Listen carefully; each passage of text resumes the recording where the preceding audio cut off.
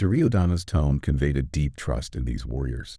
Bhishma, the elder statesman, was not just a protector, but the very soul of the Kaurava army. Karna, the fierce and loyal friend of Duryodhana, was known for his valor and unmatched combat skills. And the others, each one had proven their worth in battle countless times before. But Duryodhana was not finished. He gestured to the legions behind him, saying, "Beyond these leaders, we have many other brave soldiers, warriors who are ready to give their lives for our cause. They stand armed with every kind of weapon, ready to fight to the death." In his words, there was a sense of resolve. Duryodhana wanted to remind Dronacharya that his side was not lacking in strength or courage. His soldiers, he assured, were just as committed, ready to fight with everything they had. They were prepared to face the worst, to fight fiercely for victory, no matter how difficult the path ahead might be.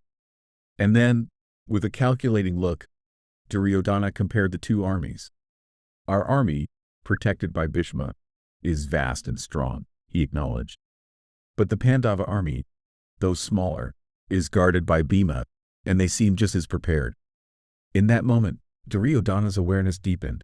He understood that sheer numbers were not everything in war. Leadership, skill, and strategy were equally important.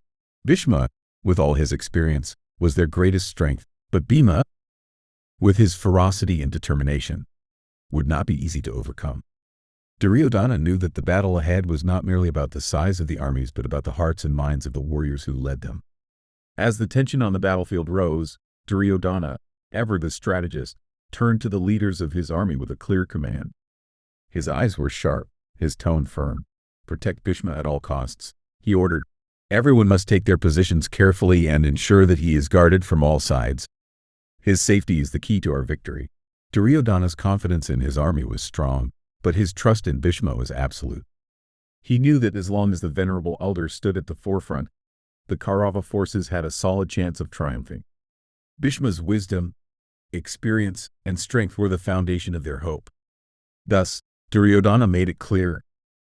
His generals were to rally around Bhishma and ensure that no harm befell him. With his orders given, the battle preparations continued.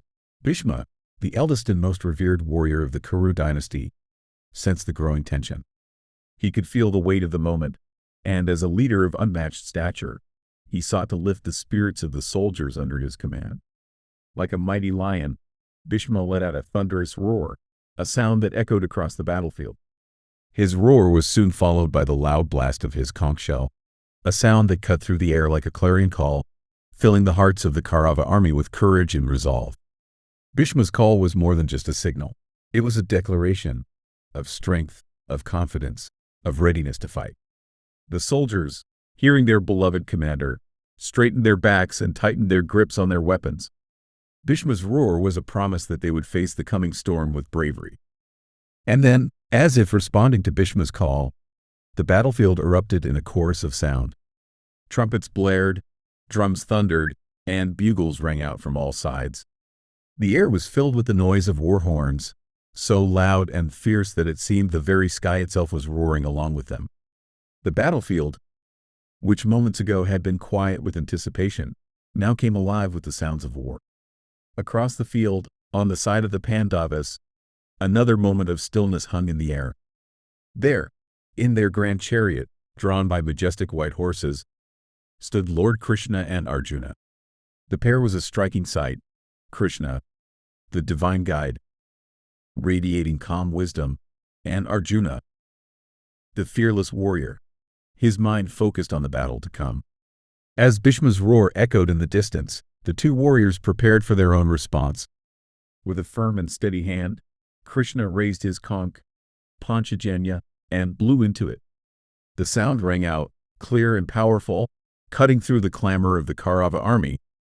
Beside him, Arjuna, the hero of many battles, followed suit. His conch, Devadatta, rang out like a battle cry. The sound of the Pandavas' conches sent a message to their enemies. They were ready, determined, and fearless. And then, Bhima, the mighty warrior known for his immense strength and ferocity in battle, took hold of his great conch, Pandra. When he blew into it, the sound was like a rumble of thunder, shaking the ground beneath him. Each blast from the Pandava side added to the rising tension, as both armies stood poised, ready for the fight of their lives.